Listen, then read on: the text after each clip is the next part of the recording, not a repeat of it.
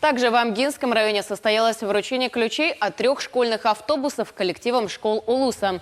Ключи от новых автобусов получили школы Эмийского, Чекырского наслегов, а также Амгинская общеобразовательная коррекционная школа-интернат.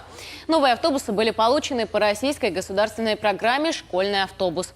По информации начальника управления образования Юрия Шишигина, теперь все школы Улуса оснащены специально оборудованными транспортными средствами для перевозки школьников.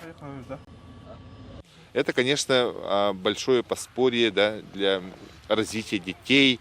Мы будем выезжать, и я очень надеюсь, что наши автобусы принесут много побед нашему Улусу.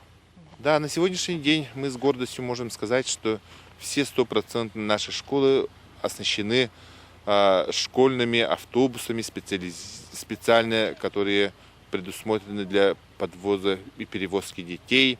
Сейчас вот мы будем работать над тем, чтобы такими же автобусами оснащать дополнительное образование.